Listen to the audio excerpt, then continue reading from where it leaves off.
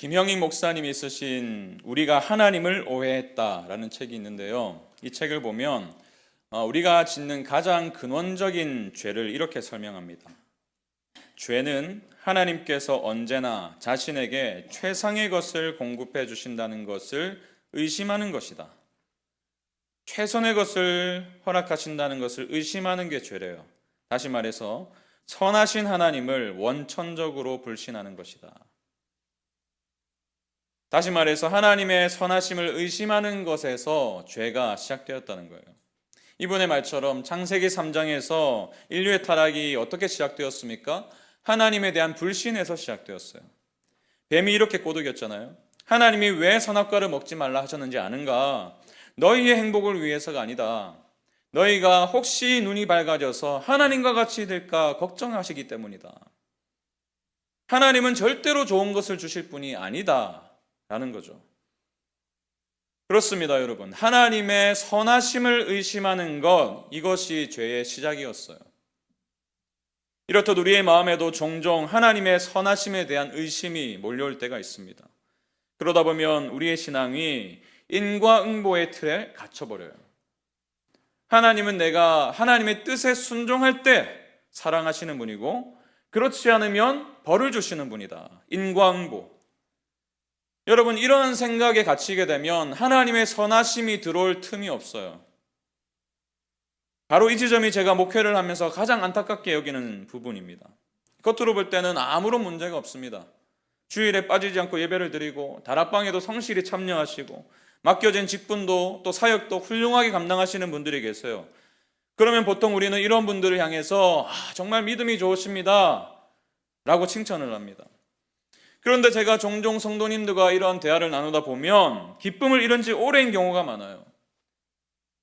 사역도 열심히 하고 빠짐없이 다 참석하는데 기쁨이 없어요. 마음이 굳어 있어요. 그렇다고 해서 하나님을 떠날 수도 없어요. 그러니 종교적인 의무감으로 예배 자리로 나오는 것입니다. 인생이 피곤해요. 제가 청년사역 갈 때 다른 교회에서 신앙생활을 하다가 옮겨온 친구가 있었습니다. 평생 교회를 다닌 친구예요. 그리고 교회에서 해보지 않은 사역이 없을 정도로 정말 충성스럽게 교회를 섬겼던 청년입니다.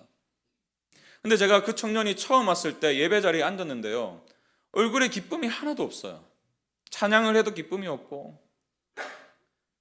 그래서 제가 신방을 하면서 알게 된 사실이 이 청년의 마음에 하나님에 대한 오해가 가득 차 있더라고요. 이 청년에게 하나님은 어떤 분이셨는가? 무서운 하나님, 두려운 하나님. 그래서 주일날 한 번이라도 빠지면은 치시는 하나님, 벌 주시는 하나님. 그래서 이런저런 봉사를 해야 하고 그래야만 사랑을 하신다고 믿으니까. 그렇지 않으면은 사랑을 거두어 가시는 하나님. 그래서 제가 왜 그렇게 생각하게 됐냐 이렇게 물었더니 어렸을 때부터 그렇게 배워왔대요, 교회에서. 정말 화가 나더라고요. 한 사람의 목사로서 그 청년의 삶을 듣는데 정말 화가 났습니다.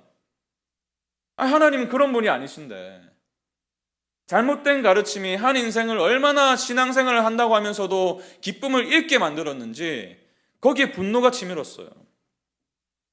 근데 제가 목회를 하다 보니까요, 이것이 비단 이 청년만의 문제가 아니라는 사실을 제가 자주 발견합니다. 그래서 마이클 리브스라는 분이 이 신앙생활이 나하기에 달려있다 라고 믿는 현상을 이렇게 지칭을 했어요. 영적 요요 현상이다. 여러분, 살 빼실 때 요요 현상 주로 종종 경험하시잖아요.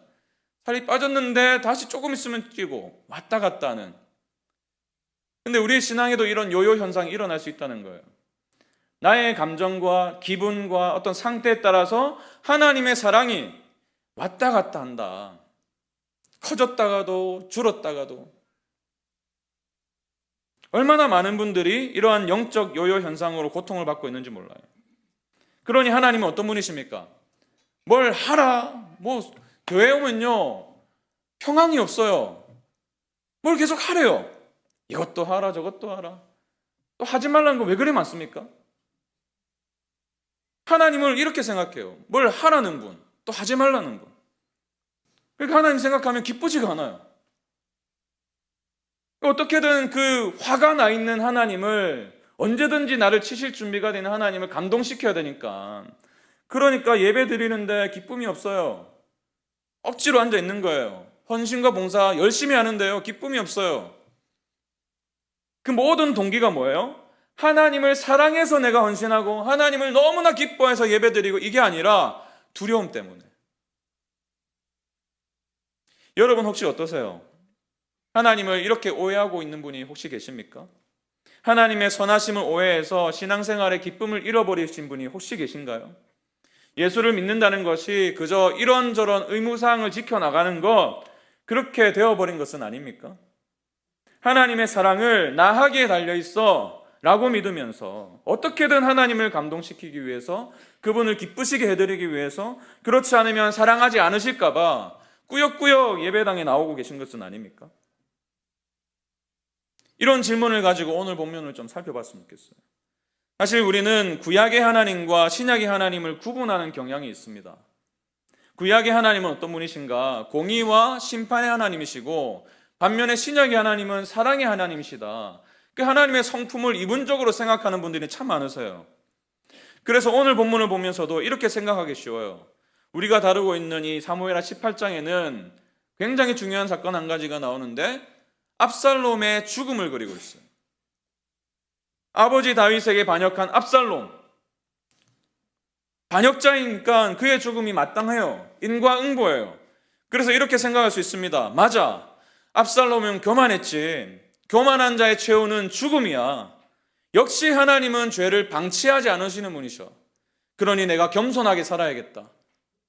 하나님이 치시기 전에 내가 정신 차려야겠다. 여러분, 맞아요.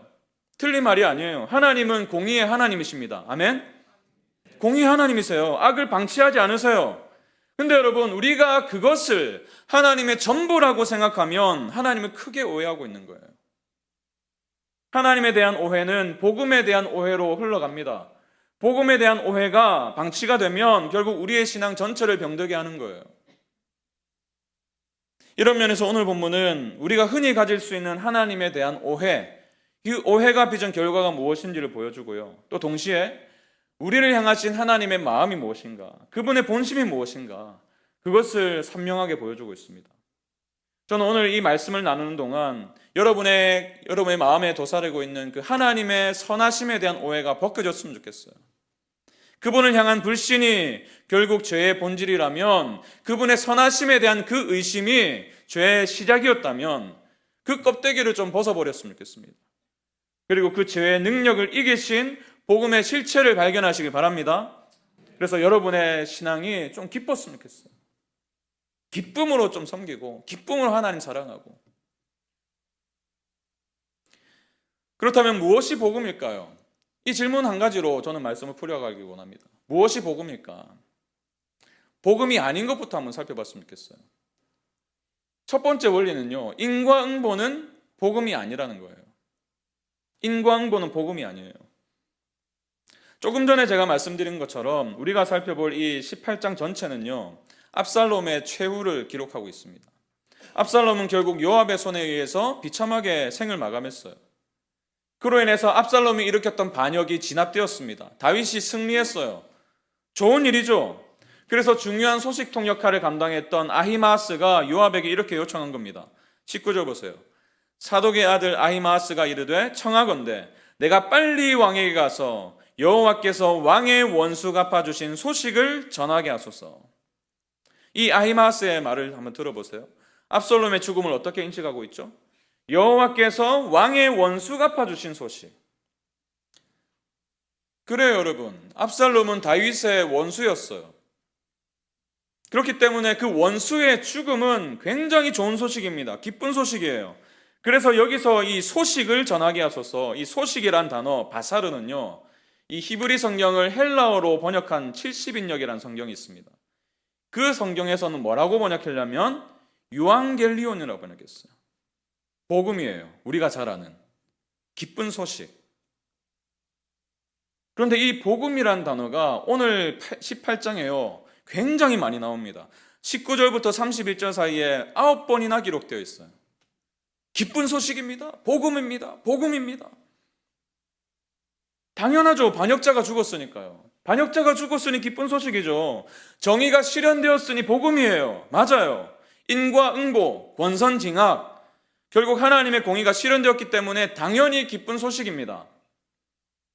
그런데 우리는 이 소식을 듣기까지의 과정을 한번 살펴볼 필요가 있어요. 다윗은 압살롬과의 전쟁 직전에 모든 백성이 듣는 앞에서 지휘관들에게 한 가지를 명령했습니다. 5절 보세요. 왕이 요압과 아비새와 이때에게 명령하여 이르되 나를 위하여 젊은 압살롬을 어떻게 대우하라? 너그러이 대우하라 하니 왕이 압살롬을 위하여 모든 군 지휘관에게 명령할 때에 백성들이 다 들으니라. 무슨 말이죠? 나를 봐서라도 압살롬에게 은혜를 베풀라. 그러나 요압은 그 말을 받아들이지 않았어요. 한 병사의 보고를 듣습니다. 그리고 그 병사를 책망하고 즉시 압살롬에게 달려갔어요. 나무에 달려있는 압살롬에게 그의 심장을 3가지 창으로 찔렀어요. 요압은 왜 그랬을까요? 왜 왕의 명령이 있었음에도 불구하고 압살롬을 죽였을까요? 왜 그는 은혜를 베푸지 못했습니까? 요압의 인생을 보면요, 굉장히 냉철한 사람이었어요. 그래서 압살롬이 살아있는 한 언제든지 다시 반역을 일으킬 가능성이 있다라고 본 거예요. 그래서 이 압살롬을 내가 죽여야겠다. 국가를 위해서라도, 이 정치적 현실을 위해서라도 내가 반드시 죽여야 된다. 그리고 또 한 가지 이유는요, 개인적인 원한도 있었던 것 같아요. 이 쭉 내용을 살펴보면 압살롬이 그 술에서 살 때에 요압의 밭에 불을 질러요. 굉장한 경제적인 손실을 입혔던 사람입니다. 그 안갚음 하고 싶은 마음도 있었을 거예요. 괘씸한 압살롬. 내가 은혜를 베풀었더니 되려 악으로 갚았다. 근데 가장 큰 이유는 여기 있어요. 이 모든 것들이 다 이유인데 가장 큰 이유는 요압이 가지고 있던 정의감이에요. 반역자는 마땅히 심판을 받아야 된다. 뿌린 대로 거둬야 된다. 잘못한 사람은 반드시 그 결과를 책임져야 된다. 이것이 요압의 마음에 가지고 있던 뿌리 깊은 생각이었어요. 여러분, 그리고 이 말은, 이 생각은 틀린 게 아니잖아요. 옳은 일입니다. 압살롬이 한 일을 한번 생각해 보세요. 아버지의 왕위를 빼앗으려고 했죠. 아버지를 제거하려고 했습니다. 또 아버지의 후궁들을 벌주대나되 백성들이 다 보는 앞에서 범했어요. 공개적으로 반역을 선포한 겁니다. 압살롬이 저지른 그 모든 일들은 사실은 하나님의 율법을 어기는 거였어요. 신명기에 기록된 율법을 보면요, 아버지의 아내와 동침하는 자는 저주를 받을 것이다. 하나님의 말씀이었어요. 그리고 신명기 21장에 보면요, 나무에 달린 자는 저주받은 자다. 압살롬이 어디에 달렸어요? 나무에 달렸었어요. 그래서 죽인 거예요. 그는 하나님의 저주를 받은 거예요. 인과응보예요. 요압은 옳은 일을 한 겁니다. 그러나 이 옳은 일에는 은혜가 들어갈 틈이 없었어요. 다윗의 명령에 담긴 일말의 은혜는 철저하게 이 정의감 앞에서 외면당했습니다. 그의 행동 옳았어요. 그러나 충분하지는 않았습니다. 사실 우리도 종종 이런 비슷한 경험을 해요. 분명히 옳은 일을 했는데 충분하지 않을 때를 우리는 경험합니다. 제가 신학교 다닐 때 이런 분을 만난 적이 있어요. 제가 친분이 있었던 사이는 아닌데 이분하고 얘기를 나누고 이분하고 가깝게 지내려던 사람들이 저에게 전달해준 말들이 있었어요. 이분은요, 얼마나 대단한 분이냐면 하루에 기도를 최소 3시간 이상 하시는 분이에요. 이분이 늘 기도실에 가 계세요. 말씀도 많이 합니다. 뭐 툭 치면요, 말씀이 막 줄줄줄 나와요. 그리고 늘 성경책을 이렇게 끼고 다니셨어요. 근데 제가 말을 들어보니까요, 왜 이 성경책을 끼고 다니셨는지 이유를 알겠더라고요. 누구를 만나든지 대화 속에서 성경책을 펴십니다. 그리고 말씀을 찾아서 읽어요. 말씀에 이렇게 기록되었으니 당신 이렇게 살면 안 된다고. 말씀이 말하지 않냐고. 늘 지적하는 거예요. 그래서 성경을 들고 다녀요. 그러니까요, 이분을 만나면 기쁨이 없어요. 뭐 오늘 또 뭐 지적당하는 거 아닌가? 늘 불안한 마음으로 찾아가고. 여러분, 이분이 틀릴만 한 건 아니에요. 옳은 말을 했어요. 옳은데 충분하지 않았어요. 여러분 어떠세요? 특히 사춘기 자녀를 양육하시는 우리 부모님들 어떠십니까? 우리는요 늘 옳은 말을 해요. 틀린 말 없어요. 하기 싫어도 공부를 해야 된다. 신앙생활을 잘하려면 주일 예배 빠지면 안 된다. 다 옳은 말이에요. 어화나 이제 시작했는데 암송도 빠짐없이 해야지. 큐티도 열심히 해야지. 잘못하면 어떻게 해요? 그에 상응하는 벌을 내려야 돼요. 스마트폰 2시간 금지. 그게 세상이 돌아가는 이치잖아요. 모든 세상이 그렇게 돌아가잖아요. 그러니까 이제 성적이 떨어지고 하면 너 성적 이래가지고 어딜 가려고 그러니? 뭘 하려고 그러니? 다 옳은 말이에요. 맞는 말인데 충분하지 않아요. 부부간에도 마찬가지죠. 여러분 부부싸움 해보셔서 알죠? 부부싸움 하면요 다 옳은 말이에요. 다 옳은 말인데 상대방이 옳은 말을 하고 나도 옳은 말을 하는데 왜 그 말이 내 마음에 비수처럼 막히는 거예요? 옳은데 충분하지 않아서예요. 여러분 이처럼 우리는 요압의 편에 서기가 너무 쉬워요. 죄를 지었으니 응당 벌을 받아야 된다. 잘못을 했으니 바로 잡아야 된다. 맞는 말이에요. 그런데 그러는 사이에 우리가 놓칠 수 있는 사실이 한 가지가 있습니다. 그게 뭘까요? 저와 여러분은 요압이 되기는 너무 쉬운데 내가 압살롬이라는 사실은 잊고 살아요.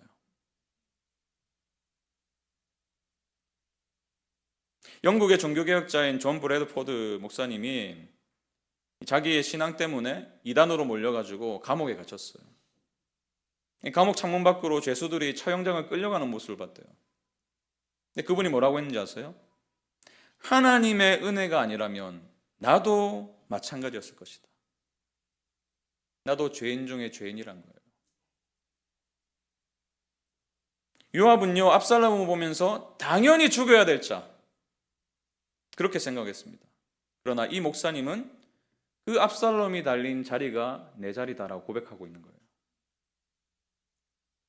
여러분 그래요. 제가 압살롬이에요.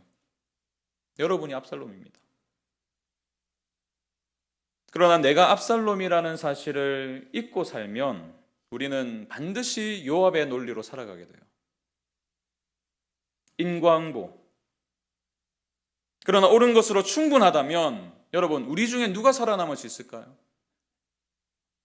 우리 모두는 하나님께 반역한 인생이 아닙니까? 그것이 우리의 기본값이잖아요. 주님만이 왕이십니다 라고 주일 아침에는 고백하지만 얼마나 많은 순간에 내가 왕으로 살아가요?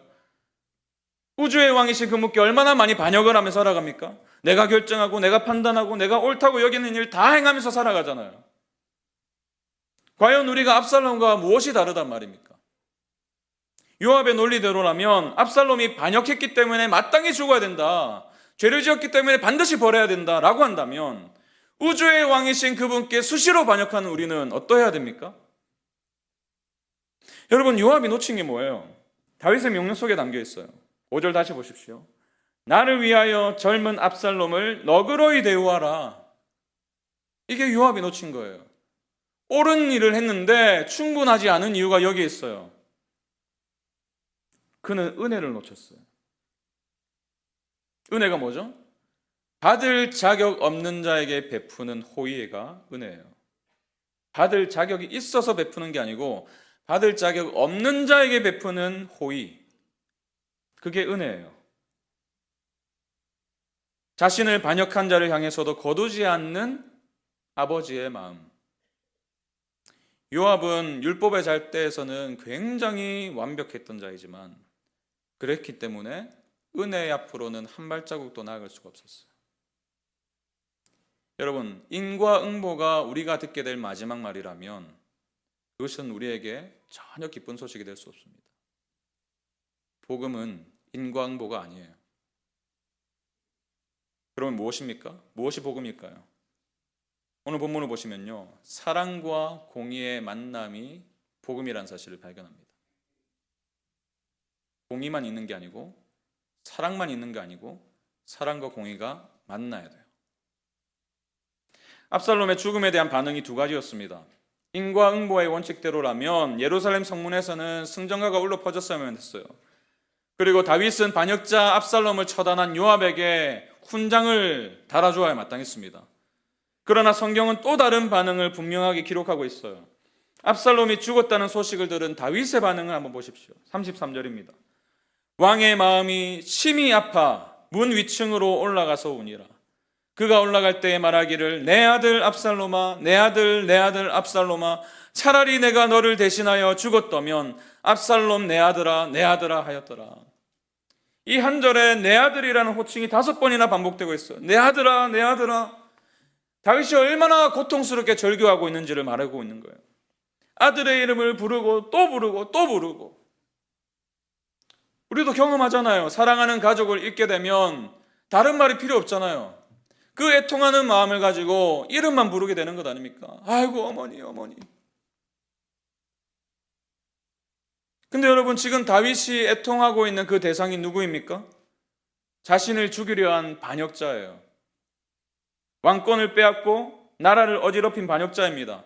그러나 다윗은 끝까지 압살롬을 향해서 반역자라고 부르지 않아요. 뭐라 부르죠? 내 아들이라 불러요. 내 아들. 압살롬이 잘못을 돌이켰습니까? 다윗에게 와서 무릎 꿇고 용서를 빌었나요? 아니에요. 그의 죽음은 마땅한 죽음이었습니다. 반역자가 응당 받아야 될 벌을 받은 거예요. 그러나 다윗은 찢어지는 가슴을 부여잡고 아들 압살롬을 불렀습니다. 그래서 이 필립스라는 신학자가 다윗의 절규를 3가지로 분석했어요. 그 첫 번째 이유는 상실의 절규다. 아무리 아들이 반역을 꾀하고 자기를 죽이려 했지만 아들은 아들인 거예요. 그 사랑하는 아들을 잃었기 때문에 그 상실의 절규다. 그런가 하면 두 번째는 후회의 절규다. 압살롬이 예루살렘에 돌아왔을 때 2년 동안 다윗은 압살롬을 보지 않았습니다. 벌 준 거예요. 내가 너를 보지 않겠다. 벌 준 거죠. 그때 내가 은혜를 베풀었더라면 이 후회. 그때 내가 아들 압살롬을 찾아갔었더라면. 그리고 마지막으로 갈망의 절규. 무엇을 갈망하고 있습니까? 33절 끝자락 보세요. 차라리 내가 너를 대신하여 죽었다면. 차라리 내가 너를 대신하여 죽었다면. 이 대신하다라는 의미는요, 내가 네 자리에 서겠다, 네가 받아야 될 그 죽음을 내가 받겠다, 이런 대신하다는 뜻이에요. 내가 차라리 너의 죄값을 받았더라면, 내가 차라리 너 대신 죽고 네가 살았더라면, 이런 의미입니다. 그렇게라도 하고 싶다는 거예요. 그게 가능하다면 그렇게라도 하고 싶다. 이것이 다윗의 마음이었습니다. 아들을 사랑한 아버지의 마음, 그 아버지의 말하면 충분히 가질 수 있는 심정이죠.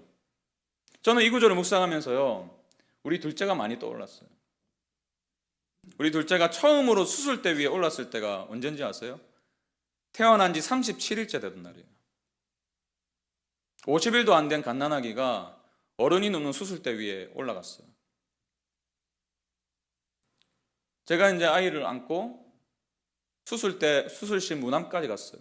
그리고 그 아이를 수술대 위에 올렸습니다. 그리고 혼자 보내는 거예요. 그때 들었던 제 마음이 이 다윗의 심정이었습니다.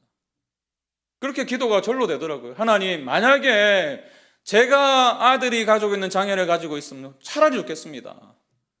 제가 가질 테니 아들은 좀 회복시켜 주십시오. 그래서요, 이 다윗의 마음이 절절하게 다가오더라고요. 차라리 내가 너를 대신하여 죽었다면.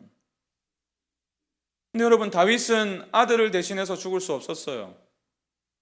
다윗이 대신 죽는다고 해서 압살롬의 죄가 사라지는 것도 아니었어요. 다윗이 대신 죽어도 압살롬을 향한 율법의 요구를 충족시킬 수 없었습니다. 왜요? 다윗도 죄인에 불과하기 때문에. 밧세바와 우리야를 향한 죄의 결과가 여전히 그의 인생을 따르고 있었어요. 죄인이 죄인을 대신해서 죽는 것은 아무런 의미가 없습니다. 그래서 시편은 이렇게 말씀하잖아요. 시편 49편 7절 8절 보세요. 아무도 자기의 형제를 구원하지 못하며 그를 위한 속전을 하나님께 바치지도 못할 것은 그들의 생명을 속량하는 값이 너무 엄청나서 영원히 마련하지 못할 것입니다. 죄인된 인생은 죄인을 위해서 죽을 수가 없다는 거예요. 죽는다고 한들 그 죄가 해소되지 않는다는 거예요. 여러분, 그래요. 아들을 향한 다윗의 마음은 진심이었습니다. 그의 사랑은 진짜였어요. 왜 그렇지 않았겠습니까? 그러나 그의 사랑은 무력한 사랑이었어요. 아무것도 바꿀 수 없었어요. 아무리 다윗이 압살롬을 사랑한다 해도 압살롬의 죄가 용서받을 수는 없었습니다. 여러분, 이것이 다윗의 한계였어요. 근데 저는요, 이 본문을 묵상하다가 이 다윗의 통곡에서 하나님의 마음을 보았어요. 압살롬처럼 하나님께 반역하고 방종으로 나아갔던 이스라엘 향해서 하나님은 어떤 마음을 가지셨어요? 호세아 11장 8절 보세요. 에브라임이여 내가 어찌 너를 놓겠느냐? 이스라엘이여 내가 어찌 너를 버리겠느냐? 내가 어찌 너를 아드마같이 놓겠느냐? 어찌 너를 수보인같이 두겠느냐? 내 마음이 내 속에서 돌이키어 나의 긍휼이 온전히 불붙듯 하도다. 호세아 내용을 아시죠? 북이스라엘이 우상을 섬기고 간음을 해서, 영적 간음을 해서 호세아에게 고멜과 결혼하라, 음란한 여인과 결혼하라. 그 배경에서 한번 이 말씀을 들어보세요. 그렇게 반역을 하고 우상을 섬기고 하나님이 싫어하는 것들을 다 하는 그 이스라엘 향해서 내가 어찌 너를 놓겠느냐? 내가 어찌 너를 버리겠느냐? 여러분, 이것이 반역한 자를 향한 하나님의 마음이에요.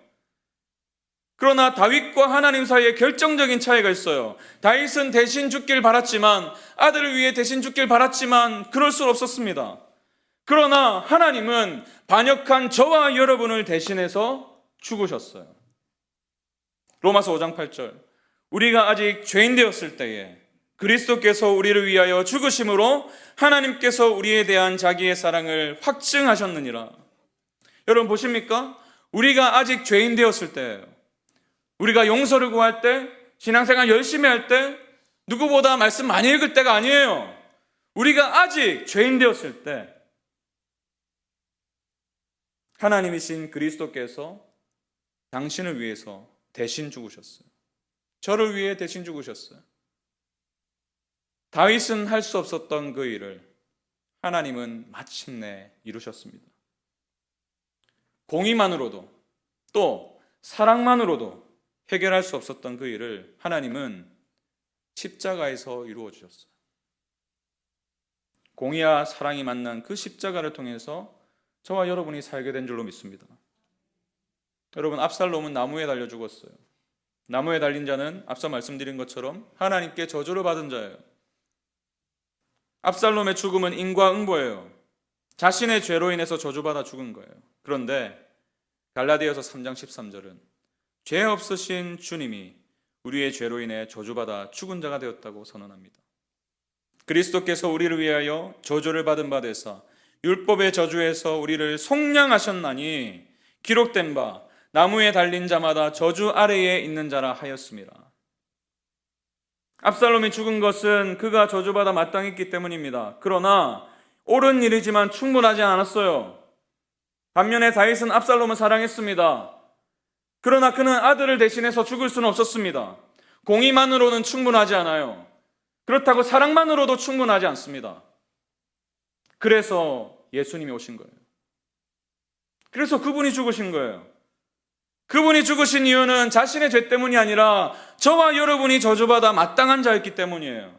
그분이 우리를 대신해서 죽으심으로 율법의 요구를 충족해 주신 겁니다. 그리고 동시에 저와 여러분을 향한 하나님의 사랑이 어떤 사랑인지를 확증해 보여주셨어요. 여러분, 그 십자가에서 다윗은 도저히 해결할 수 없었던 이 딜레마가 해결된 거예요. 정의가 이기면 사랑이 지고 사랑이 이기면 정의가 지는 그 딜레마. 하나님은 이 딜레마를 갈보리 십자가 위에서 이루신 줄 믿습니다. 우리가 창에 찔려 죽어야 될 그 자리, 내가 압살롬인데 그 자리에 그리스도께서 대신 창에 찔리셨어요. 내가 나무에 달려 죽어야 될 그 저주받은 그 자리, 그 자리에서 나 대신 그리스도께서 나무에 달려 죽으셨습니다. 그로 인해서 예수 안에 있는 자들, 그 놀라운 진리를 믿는 자들에게는 하나님의 자녀가 되는 권세를 주신 줄 믿습니다. 그리스도 안에서 우리는 이제 의로운 자가 된 거예요. 그래서 이렇게 선포할 수 있는 것입니다. 로마서 8장 1절, 그러므로 이제 그리스도 예수 안에 있는 자에게는 결코 무엇이 없나니? 정죄함이 없나니? 할렐루야. 그리스도 예수 안에 있는 이것이 중요해요. 그리스도 예수 안에 있는 내 죄를 대신해서 죽으신 그분으로 인해서, 그리고 3일 만에 부활하신 그분으로 인해서 나에게는 결코 정죄함이 없다. 옳지만 충분하지 않은 게 아니라 옳고도 충분한 그 일이 예수 안에서 일어난 거예요. 그렇기 때문에 우리는 더 이상 인과응보의 틀로 나 자신을 바라보지 않아도 돼요. 우리 자녀를 바라보지 않아도 됩니다. 지체들을 바라보지 않아도 돼요. 여러분, 이것이 복음입니다. 그래서 기쁜 소식인 거예요. 우리의 신앙은 나하기에 달려있는 게 아니에요. 무엇에 달려있습니까? 예수 그리스도께 달려있는 거예요. 여러분, 이것을 믿으셔야 돼요. 이것을 믿는 믿음이 예수 믿는 믿음이에요. 예수를 믿는다고 고백하면서도 얼마나 많은 성도들이 자기를 믿는지 몰라요. 내 노력을 믿고 내 열심을 믿고 내 신앙의 경력을 믿고, 그러니 기쁨이 없어요. 그러나 오늘 성경은 선포합니다. 복음을 선포해요. 예수 그리스도께서 우리가 할 수 없는 그 일을 다 이루어 주셨다. 그분이 우리의 죄책을 다 짊어지고 십자가에서 죽으셨다. 그렇기 때문에 저와 여러분의 인생을 향한 하나님의 공의가 해결된 줄로 믿습니다. 그 공의를 해결하시면서 하나님의 사랑을 보여주신 거예요. 그래서 마틴 루터는 스스로를 정죄하던 친구에게 이렇게 편지를 썼다고 합니다. 마귀가 우리가 지은 죄들을 우리 앞에 던지며 죽어서 지옥의 형벌을 받는 게 당연하다, 마땅하다고 고소하고 정죄할 때 우리는 이렇게 말해야 하네. 내가 죽어서 지옥의 형벌을 받아야 되는 것은 인정한다. 나는 죄인이라는 거예요. 그런데 그래서 어쩌라는 말인가? 내가 영원한 정죄를 선고받아야 한단 말인가? 결코 그럴 수 없다. 왜요? 내게는 나를 대신해 정죄를 당하시고 그에 따른 모든 요구를 만족시킨 분이 계시다. 그분의 이름은 하나님의 아들 예수 그리스도시다. 그분이 계신 곳, 그 완전한 의의 자리, 하나님의 아들인 자리, 그곳이 곧 내가 있을 자리다. 그러므로 그리스도 예수 안에 있는 자에게는 결코 정죄함이 없나니. 여러분, 성경은요 처음부터 끝까지 그래요. 구약과 신약을 나누지 마세요. 구약을 살펴보셔도 오늘 본문도 구약이잖아요. 구약에서도 하나님은 똑같은 원리로 우리에게 다가오십니다. 복음의 원리예요. 하나님은 너희가 이렇게 거룩하게 살아야지 내가 너희를 구원해 주겠다 하신 적이 없어요. 이스라엘 백성을 구원하실 때도 구원하신 이후에 율법을 주셨어요. 정체성이 먼저입니다. 우리는 누구죠? 하나님의 자녀예요. 은혜예요. 내가 잘해서 이 자격을 받은 게 아니라 웬 은혜로 나를 구원하셔서 나를 불러주셔서 믿게 하셔서 하나님의 자녀가 되었기 때문에 그에 합당한 삶을 살아가면 좋겠다가 성경의 메시지인 거예요. 우리가 잘 살아서 하나님의 자녀가 된 게 아니고 하나님의 자녀가 되었기 때문에 변화될 수 있는 줄로 믿습니다. 여러분, 이 순서가 너무 중요해요. 순서가 바뀌면 다 바뀌어요. 순종의 동기가 하나님께 사랑받기 원해서, 하나님이 그렇지 않으면 나를 버리실 것 같아서, 그 두려움이 동기가 되면요 기쁨이 있을 수가 없어요. 그러나 반역한 우리를 먼저 사랑하신, 우리가 하나님을 사랑할 수 없을 그때에 우리를 먼저 사랑하신 그 놀라운 은혜가 우리 안에 동기가 될 때에 우리는 기쁨으로 예배드리고 기쁨으로 그분의 뜻을 따라 살게 될 줄로 믿습니다. 어쩌면 이 자리에 이런 분이 계실지도 모르겠어요. 너무 오래 하나님을 떠나서 이제는 돌아갈 수 없겠구나. 혹시 그런 분이 계십니까? 인과응보의 논리라면 맞는 말이에요. 감히 하나님을 떠나 살다니. 버림받아 마땅하죠. 인과응보의 논리라면 마땅한데 기억하십시오. 하나님은 반역자인 우리를 먼저 사랑하셨어요. 우리가 완벽해질 때까지 기다리신 게 아니에요. 여전히 죄인일 때, 하나님을 사랑할 수 없을 때, 그때에 우리를 먼저 사랑하셨습니다. 이 진리를 믿으셔야 돼요. 더 이상 미루지 마십시오. 나오시면 돼요. 이 진리를 붙들고 나오시면 됩니다. 그런가 하면 어느 순간부터 하나님과의 관계가 식어버린 분이 계십니까? 예배도 잘 나오고 사역도 열심히 하고, 근데 어느새 하나님이 멀게만 느껴지고 내 안에 기쁨이 사라진 분 계십니까? 어쩌면 여러분이 하나님을 오해하고 있을 수도 있어요. 인과응보의 틀로 하나님을 해석하고 있을 수도 있어요. 그 무게를 오늘 내려놓으시기 바랍니다. 하나님은 우리가 잘해야 칭찬하시고 잘하지 못하면 버리시는 그런 분이 아니세요. 그럴 것 같으면 우리를 구원하지도 않으셨어요. 우리의 신앙은 우리의 어떠함에 달려있는 것이 아니라, 하나님의 사랑은 우리의 어떠함이 결정하는 게 아니라 주님의 십자가가 결정합니다. 그래서 십자가가 우리의 소망인 거예요. 그 십자가에 달리신 그리스도가 저와 여러분의 진짜 소망인 줄 믿습니다. 설교를 마무리하겠습니다. 우리는 인광보가 아닌 복음을 믿어요. 기쁜 소식. 그 복음 안에서 여러분 자신을 바라보시기 바랍니다. 그리고 그 복음으로 여러분의 자녀를 바라보시고 교회 공동체를 바라보시고, 그리고 그 복음 안에서 하나님을 사랑하시기 바랍니다. 그 기쁨으로 그분을 위해 살아가세요. 우리 이 믿음 가지고 마지막으로 이 말씀 함께 읽었으면 좋겠습니다. 이사야 61장 10절 말씀 같이 읽습니다. 시작. 신랑에게 제사장의 관을 씌우듯이 신부를 폐물로 단장시키듯이 주님께서 나에게 구원의 옷을 입혀주시고 의의 겉옷으로 둘러주셨으니 내가 주님 안에서 크게 기뻐하며 내 영혼이 하나님 안에서 즐거워할 것이다. 아멘. 이 놀라운 약속이 우리 모두를 향하고 있는 줄로 믿습니다. 우리 이 믿음 가지고 이 찬양의 고백을 함께 주님 앞에 드렸으면 좋겠습니다. 이 가사를 보세요. 깊은 절망의 수렁 가운데 주님께 닿을 수 없던 우리, 이게 우리의 기본값이에요. 우리는 반역자입니다. 압살롬이에요. 근데 그런 우리를 하나님이 찾아오셨습니다. 끝까지 포기하지 않으신 그분의 열심이 여러분의 인생을 구원하신 줄 믿습니다. 그렇기 때문에 여전히 은혜 안에 살 수 있어요. 여전히 두려움이 아니라 은혜 안에 살 수 있어요. 우리 믿음 가지고 우리 찬양을 통해서 우리의 마음으로 또 믿음을 고백하며 나갔으면 좋겠어요. 깊은 절망의 수렁 가운데, 깊은 절망의 수렁 가운데 주님께 닿을 수 없던 우리, 어두운 밤중에 하늘을 향해 주의 이름 나 부를. 우리 주님은 어떤 분이십니까? 어둠을 뚫고 오신 주사 나의 절망 거두셨네. 나의 절망 거두셨네.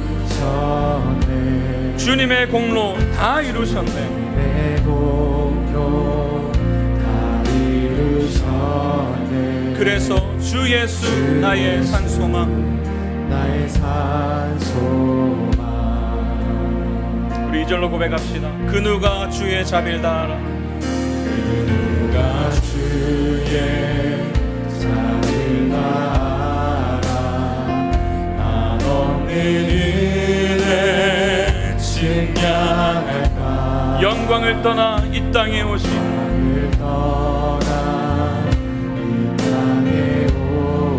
우리를 대신하여 죄가 되신 구주 예수,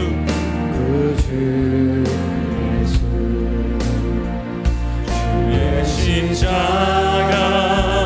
내게 말하. 영원히 난 용납됐네. 아름다우신 왕, 나는 주의 것. 그리스도 나의 산소망, 나의 산소망. 그분을 찬양합니다. 할렐루야, 할렐루야. 주를 찬양하여라. 할렐루야. 자유케 하셨도다. 죄의 저주 끊으신 주께 구원이 또다. 주 예수 나의 산소. 할렐루야. 주를 찬양하여라. 할렐루야. 주를 찬양하여라.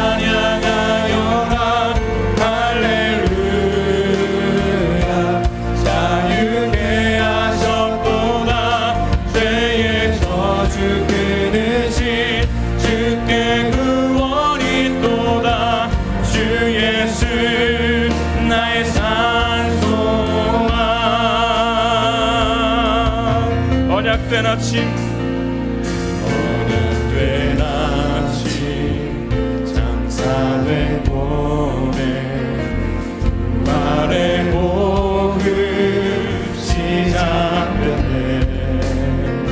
유다의 사자 위협찬 선포 사망이 무너져도 우리 믿음으로 선포합니다. 이제 사망 무덤이 더는 우리를 주장할 수 없습니다. 알 수 없네. 유다의 사자 유다의 사자 위험찬 고요 사망이 무너져도 사망이 무너졌도다. 사망이 무너져도 주 예수 승리하셨네. 주 예수 승리하셨네. 할렐루야. 할렐루야 주를 찬양하여라. 할렐루야 자유케 하셨도다. 죄의 저주 끊으신 주께 구원이 또다. 주 예수 나의 산소.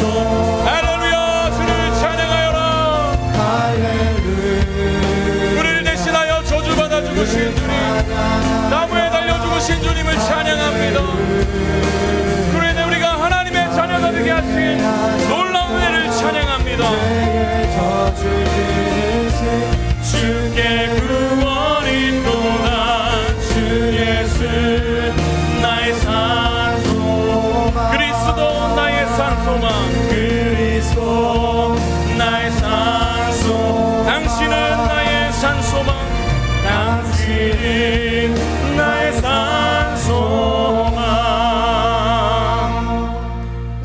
여러분, 그렇습니다. 하나님의 사랑은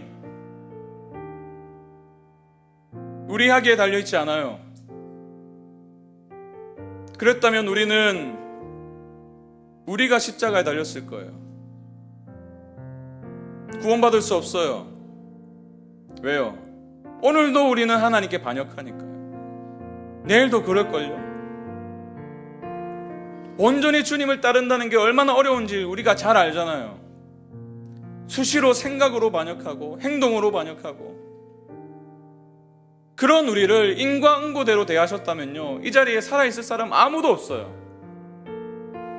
그러나 은혜가 무엇입니까? 그런 반역한 우리를 향해서 내 아들아, 내 아들아, 안타까움에 말씀만 하신 게 아니라 저와 여러분의 죄를 해결하기 위해서, 공의만으로도 충분하지 않고 사랑만으로도 충분하지 않는 이 딜레마를 해결하기 위해서 자신의 아들을 십자가에서 죽이셨어요. 그것이 우리가 믿는 복음이잖아요. 여러분, 하나님을 오해하지 마세요. 하나님의 당신을 향한 선하심은 오늘도 변함없는 줄 믿습니다. 나 하기에 달려있는 게 아니에요. 내가 잘 살면 하나님의 사랑이 커지고 그렇지 않으면 작아지는 게 아닙니다. 확증해 주셨어요. 십자가 위에서. 그 사랑에 잠기시기 바랍니다. 그 사랑에 항복하시면 돼요. 그 사랑이 동력이 될 때에 우리 안에 기쁨을 회복해 하실 줄로 믿습니다. 이 시간에 이렇게 기도하지 않으시겠습니까? 주님, 제 눈을 뜨게 하여 주셔서 인과응보의 틀로 주님의 사랑을 오해하지 않도록 도와주시옵소서. 복음의 진리가 우리 안에 다시 한 번 더 새겨지게 도와주시고, 그 복음이 주는 자유로 인해서 주님을 사랑하고 기뻐하며 주님께로 날마다 나아가는 주님의 사랑받는 자녀로서의 삶을 살아갈 수 있도록 인도하여 주시옵소서. 우리 그렇게 주님 붙들고 함께 기도로 나아가시겠습니다. 아버지 하나님, 그렇습니다. 우리가 무엇을 의지하겠습니까? 우리에게 무엇이 소망이 되겠습니까? 주님, 그렇습니다. 주님의 사랑은 나에게 달려있는 게 아니라 예수 그리스도의 십자가에 달려있는 줄로 믿습니다. 그분이 이미 십자가에 달려 죽으셨기 때문에 내 죄가 깨끗이 씻음을 받았고, 하나님 노래에서 우리가 하나님의 자녀가 된 줄로 믿사오니, 하나님 그 놀라운 사랑과 은혜 가운데 하나님 나 자신을 바라볼 수 있도록 도와주시옵소서. 그 복음의 눈으로 지체들을 바라보게 도와주시옵소서. 그 복음의 눈으로 우리 자녀들을 바라보게 도와주시고, 하나님 그 복음의 원리가 우리의 가정을 세워가고 우리 공동체를 굳건하게 세워갈 수 있도록 하나님 인간보의 원리로 다른 사람을 대하지 않도록 우리의 입술을 조장해 주시고 우리의 생각을 조장해 주시고 내가 죽임받아 마땅한 압살롬이었다는 그 사실을 절대로 잊지 않도록 도와주시옵소서. 그래서 주님, 주님의 은혜가 아니고서는 나도 살아갈 수 없고 나도 버림받아 마땅한 존재라는 사실을 기억할 때에 우리가 붙들 수 있는 것 십자가 하나뿐인 줄로 믿사오니 하나님 날마다 그 은혜의 강가로 나아갈 수 있도록 도와주시고 그 십자가의 은혜로 우리를 구원하신 그 사랑 때문에 주님을 사랑하게 하시고 그 사랑 때문에 주의 일을 행하게 하시고 그 사랑 때문에 주님을 기쁨으로 예배하는 우리 모두가 되게 하여 주시옵소서. 할렐루야. 주를 찬양하여라. 놀라운 은혜를 주시며 구원의 역사를 이루신 주님을 찬양합니다. 자유케 하셨도다. 죄의 저주 끊으신 주께 구원이 또다. 주 예수. 우리 자리에서 일어나셔서 다시 한 번 더 선포합니다. 할렐루야. 할렐루야. 주를 찬양하여라. 주를 찬양하여라. 할렐루야. 우리를 자유케 하신 주님을 찬양합니다. 하셨도다. 죄의 저주 끊으신 우리에게 있는 것이 아니라 주님께 구원이 있습니다. 그래서 주 예수 나의 산소망 되십니다. 그리스도 나의 산소망. 그리스도 나의 산소망. 당신은 나의 산소망. 당신은 나의 산소망. 할렐루야. 주님을 찬양합니다. 우리를 대신하여 죽어주시고 그 놀라운 은혜 가운데 우리를 살리신 주님을 찬양합니다. 주님, 그렇습니다. 내가 압살롬입니다. 그래서 내가 나무에 달려 죽었어야 되고 내가 창에 찔려 죽었어야 되는데 알 수 없는 은혜, 도저히 인광보로는 이해할 수 없는 은혜, 그 은혜를 주셔서 원수되었던 자를, 반역하는 자를 먼저 사랑하시고 우리의 모든 죄의 열매들, 그 모든 것들을 끌어안으시며 십자가에 달려 죽게 하셔서 하나님의 사랑이 무엇인지를 확증해 보이심에 감사와 찬양을 드립니다. 우리가 처음 예수 믿을 때는 그 사랑이 너무나 감격스럽고 그래서 주를 위해 살겠다고 기쁨으로 고백했지만 어느새 시간이 흐르면서 하나님에 대한 오해가 쌓이고 이러면 하나님이 나를 버리실 거야, 그 두려움 때문에 순종하게 되는 하나님, 그런 반복적인 인생을 살아왔다면 오늘 이 시간부터 새로운 인생이 펼쳐지길 원합니다. 우리 귀한 기쁨이 되는 교회 모든 성도들의 심장마다 그리스도 예수를 심어주시옵소서. 호흡하는 모든 날 동안 그 십자가를 바라보고 의지하게 하시고 내가 아니라 그리스도십니다. 내가 구원을 이루어가는 이 성화의 과정도 나의 능력이 아니라 나의 어떠함이 아니라 그 은혜로만 가능하다는 사실을 믿게 하시고 그 은혜가 동력이 되어서 우리의 삶을 기쁨으로 헌신하고 기쁨으로 예배드리고 기쁨으로 섬길 수 있도록 허락하여 주시옵소서. 복음에 대한 오해가 벗겨지는 그 놀라운 은혜를 주실 주님을 찬양하오니 특별히 마음이 힘들어서 하나님이 너무 멀게 느껴져서 이 자리에 겨우겨우 나온 우리 성도들 긍휼을 베풀어 주시옵소서. 그 사랑에 대한 확신을 안고 돌아갈 수 있도록 허락하여 주시옵소서. 이제는 우리 주 예수 그리스도의 은혜와 하나님의 사랑과 성령 하나님의 함께 하심이 오늘 이 시간 이후로 하나님에 대한 오해를 벗어버리고 공의와 사랑이 만난 십자가를 바라보며 기쁨으로 주를 따르겠노라 다짐하는 기쁨이 되는 교회 모든 성도들의 삶마다 이제부터 영원까지 함께 하시기를 간절히 축원하옵나이다. 아멘.